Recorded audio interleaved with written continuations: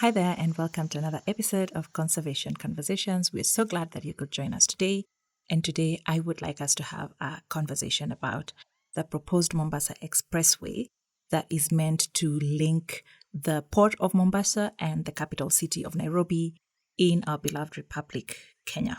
Now, as many of you know, we have represented clients in the protection of our key protected areas from the threat of unsustainable mega infrastructure, from the Kiliavo case in Amboseli to the Aberdare case that is currently ongoing.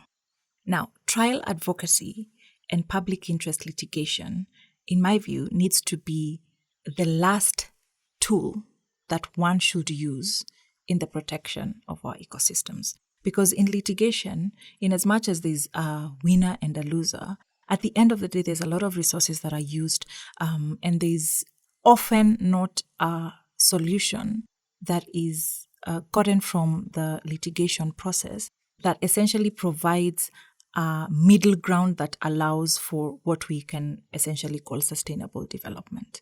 And a lot of the issues that we try to litigate can essentially be solved if we have these conversations before we actually get into a situation where we're now saying that we have to sue the government and we have to go to court to protect our rights under the Constitution of Kenya and to protect the environment from the essential butchering that we are currently witnessing over the past decade, over the past 5 years.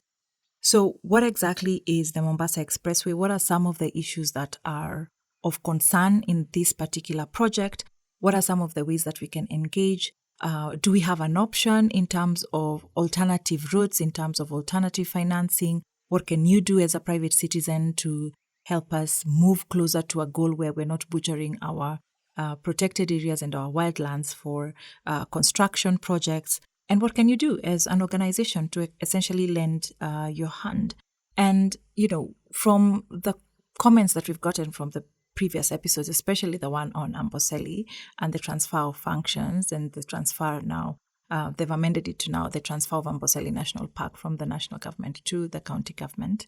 There has been a lot of hesitation from players in the sector who don't want to come out outrightly and essentially take a clear stand. In a lot of these situations, there's no essential middle ground. It is not possible to carefully straddle a red line or a tightrope. And one way or another, one must essentially get to the point where we are saying, this is the red line, this is the line that we cannot cross when it comes to our protected areas. So let's have a conversation about some of the key issues in this Mombasa Expressway project.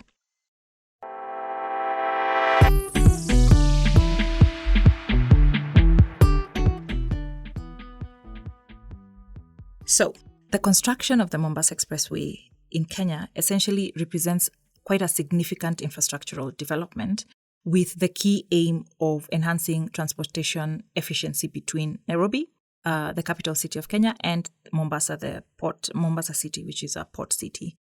Now, there are quite some notable environmental and wildlife conservation challenges that have to be addressed to ensure sustainable development and the sustainable implementation of this particular project.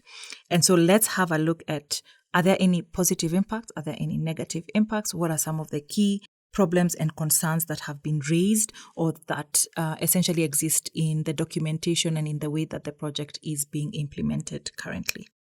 So maybe let's start with the positives, right? Because, we cannot purport to say that there are no positives that would come out of the construction of this expressway. We have all seen, the increase in terms of GDP, that trade facilities and and essential transportation services. And so two of the major positive impacts is, number one, the economic development and improved access that this road would offer, and number two, emergency response and conservation efforts. What does this mean? So from an economic development perspective, obviously the road is going to facilitate economic growth, essentially by improving the transport logistics and the connectivity between Nairobi and Mombasa. And not only Nairobi and Mombasa, Mombasa is a port of entry to quite a number of landlocked countries in Central and East Africa. And so it will not only serve as an easing of or an improvement of transport logistics for Kenya and Nairobi alone, but also for other landlocked countries, South Sudan, Uganda, so on and so forth. And this increase in mobility is then going to have a correlative increase in trade, tourism, and investment in the region. It really ties in well with the Africa trade agreement as well, the Continental Trade Agreement, and all of the protocols under the African Union, essentially to facilitate trade between African countries. So that's a good thing for the country, right? Over and above that, the enhanced road infrastructure is going to improve the response time for conservation emergencies.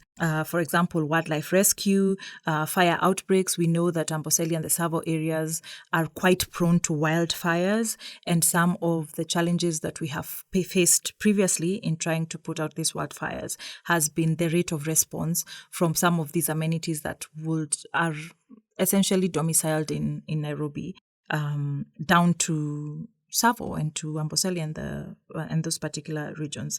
And so the expressway would essentially complement the SGR or the Madaraka Express underpasses and has a potential of reducing wildlife fatalities, especially if the road is designed with proper crossing points and probably the road is higher up than the current one, so on and so forth. So there are some positive outcomes that would essentially come out of this. So what are some of the concerns that have been raised in relation to the proposed Mombasa Expressway? Number one, habitat disruption and biodiversity loss. So the project proposed route is going to impact and traverse some very critical ecosystems, including the Savo Conservation Area, which essentially hosts endangered species like the gravy zebras, the wild-logs, the elephants, so on and so forth. Now, this construction would disrupt these habitats, leading to potential, quite significant actually, biodiversity loss from increased human-wildlife conflicts, from increased mega-infrastructure wildlife conflicts as well. Over and above that, it has the potential of misalignment in respect to sensitive areas, for example, Kibwezi Forest Reserve, and it would also pass through areas that are under the Kenya Carbon Red Plus project.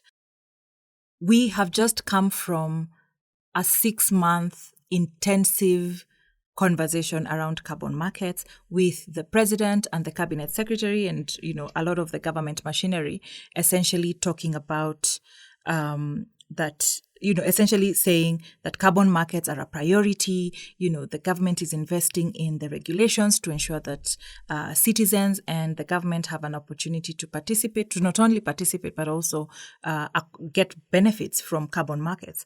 But then conversely, immediately after passing the regulations, we see the president signing and agreeing to this particular route that would impact one of Kenya's greatest carbon projects. In fact, I think it might be the first carbon project in the country. And so these are some of the inconsistencies in terms of government priorities. It's like government is saying one thing, but when it comes to its actions, we're actually not seeing a correlation between what the policy documents are saying and the legislation is saying and the projects that the government is opting to prioritize over others. Number two, there have been quite reduced or few consultations, especially regarding the diversion route, the Sagala-Bachuma diversion route. And essentially, this would also impact some of the key endangered species within that particular location.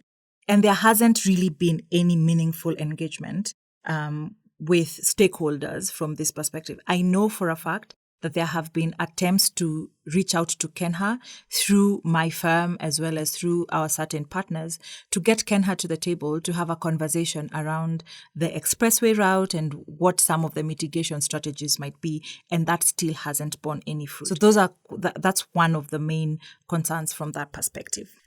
The second most important concern about this particular project is the lack of an environmental social impact assessment report.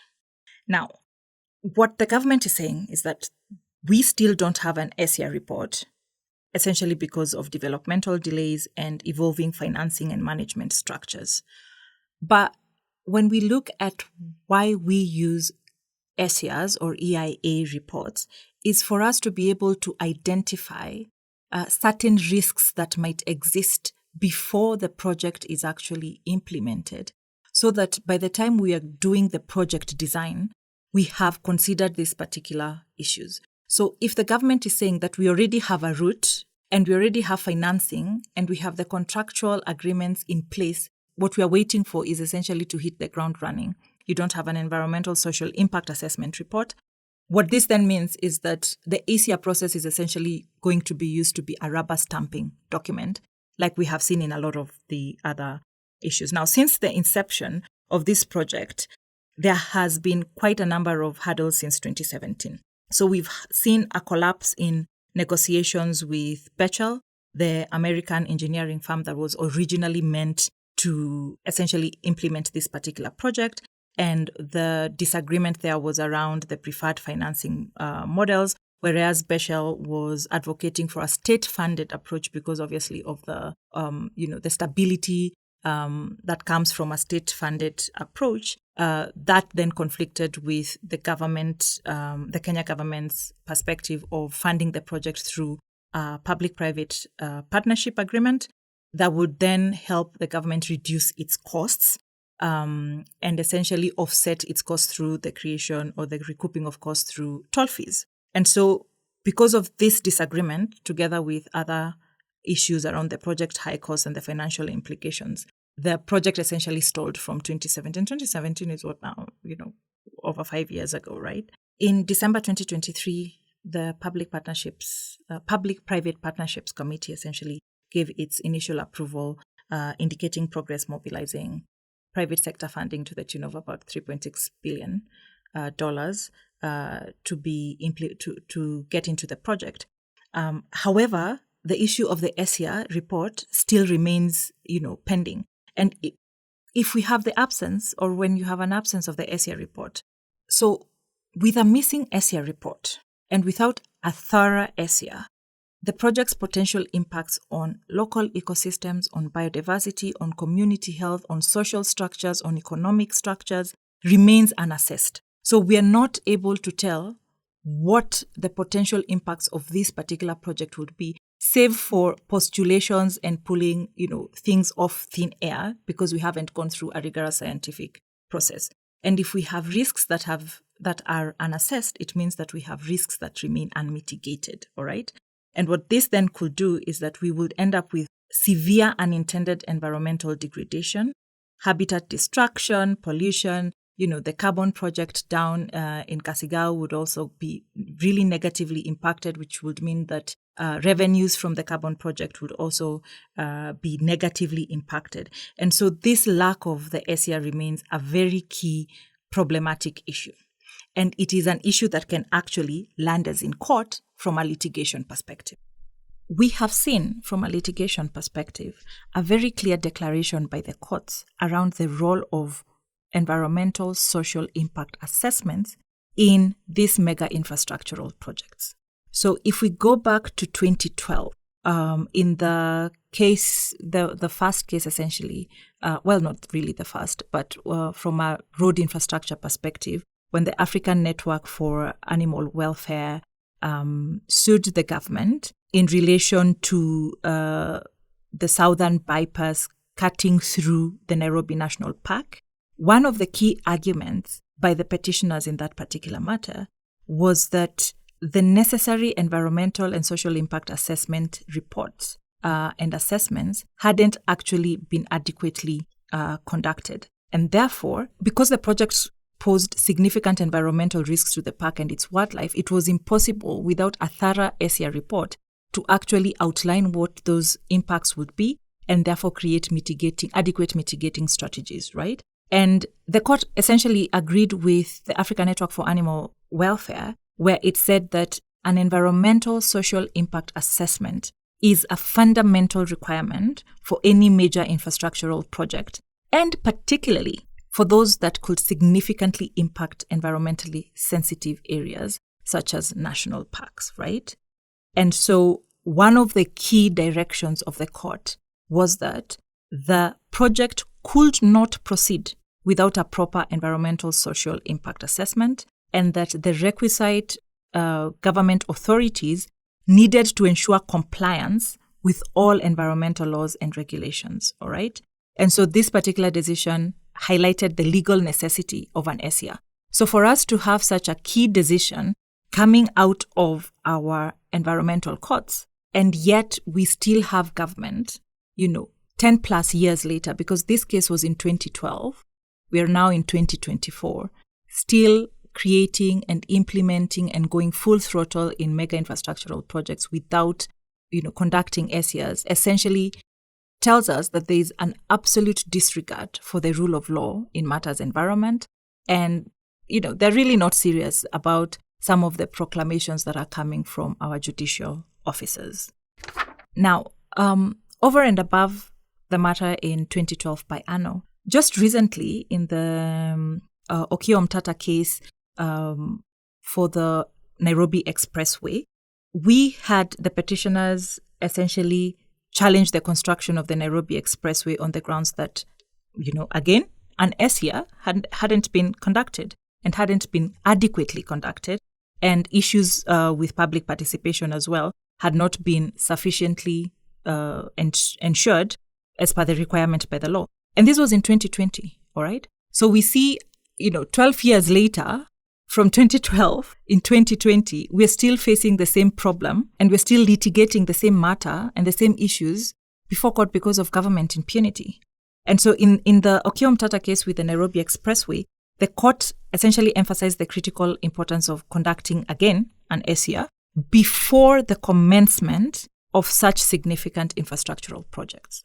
So an ESIA cannot be used as a rubber stamping document once the government has already agreed that this is the direction, these are the projects, and so on and so forth. In fact, I would argue that before financing agreements have actually been entered into, one of the things that is required to be present as a condition precedent to such financing agreements is an environmental social impact assessment report for these mega infrastructural projects, right? Now, we all remember how the trees came falling down on Uhuru Highway on Mombasa Road when they were constructing the Nairobi Expressway.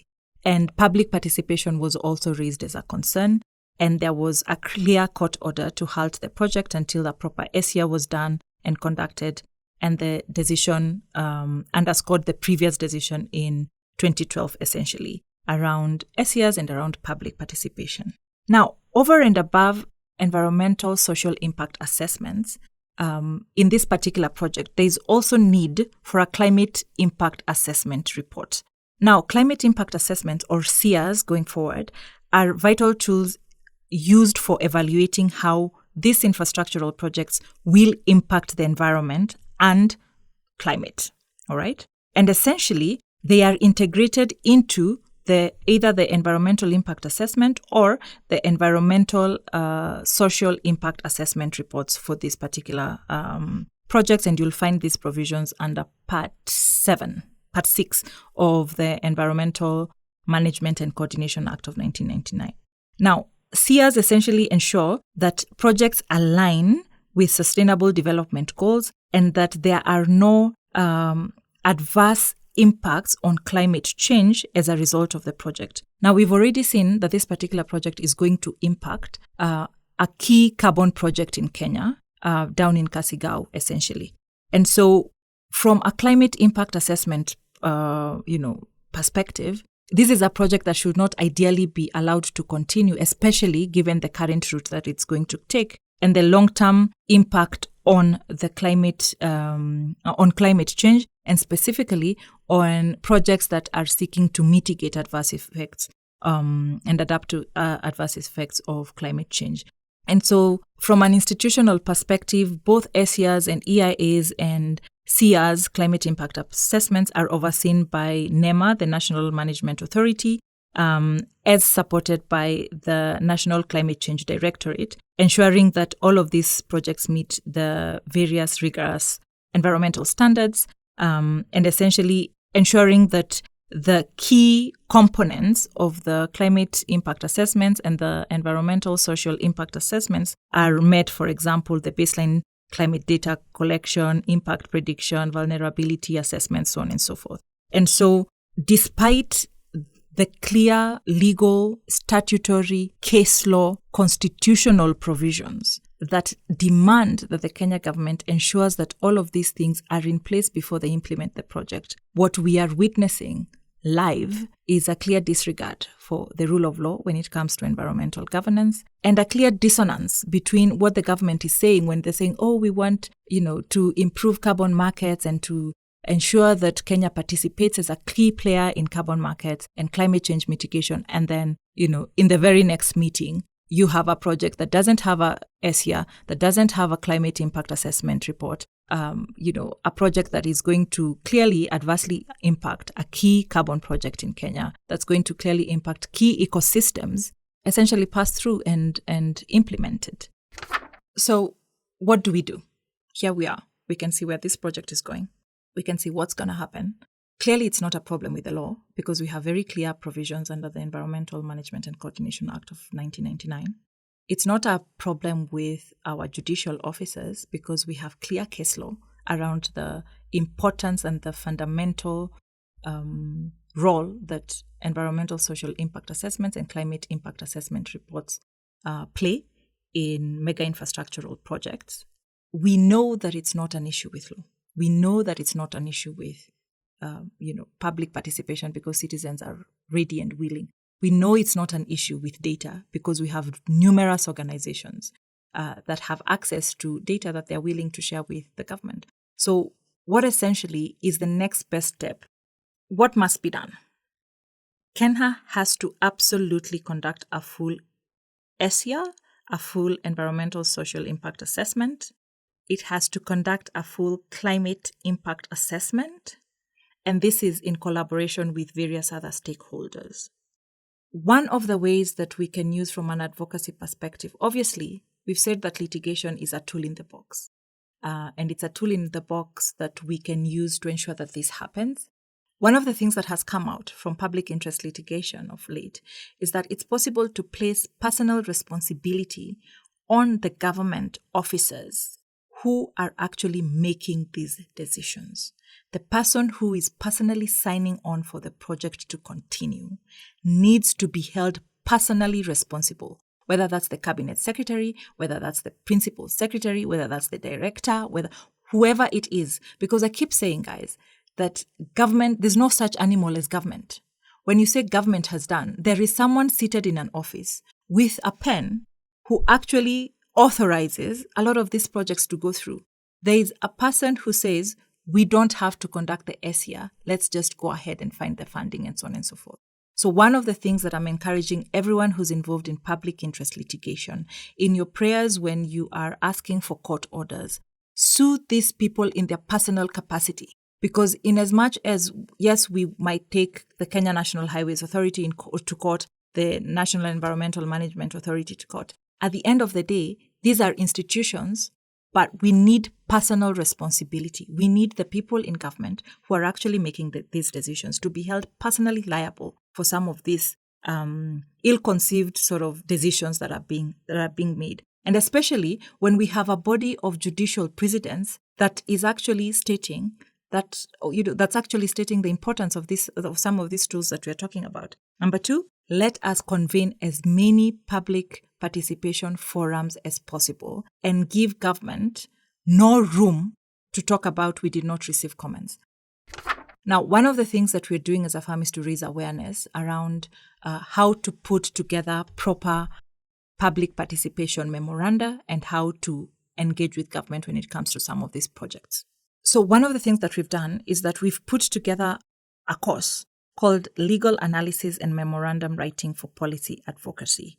And essentially what we are trying to do is that we want to equip you with the skill set, the writing skill set, the critical analysis skill set, and the reporting skill set to put together your thoughts and your opinions when we are giving comments on either legislative provisions and legislative amendments or projects such as this. So if you want to voice your opinion on this matter and all issues going on in the country, currently, like, for example, the finance bill, the Mining Act amendments that are ongoing, some of these projects, this is essentially the course for you. And so what are some of the things that you're going to get out of it? You're going to learn how to analyze laws and policies for yourself.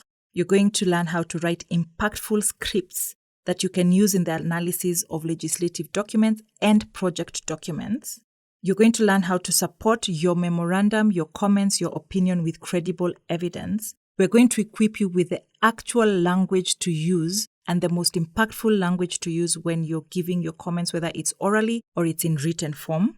And we're going to provide a platform for you to network with other like-minded organizations. This training is going to be on the 1st of August of 2024. It's going to be physically in Nairobi for 1 full day. And the actual location is going to be shared with everyone who registers for the course. So investment is 15,000 Kenya shillings for the full day.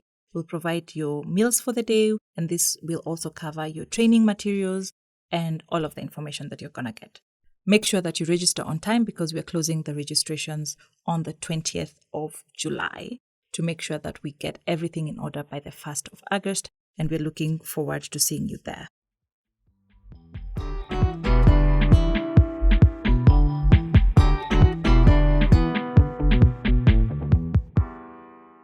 And that's all the time we have for today on Conservation Conversations. Thank you so much for tuning in. I really do hope that you've learned something new and that you actually feel empowered to take action towards a more sustainable future for all of us. Remember, even small changes make a huge difference. This conversation doesn't stop here. Please do connect with us on our social media channels at greenbrief_KE and at Liz Gitari across all platforms. We'll put all the links in the description box below. Until next time, keep well and keep changing the world.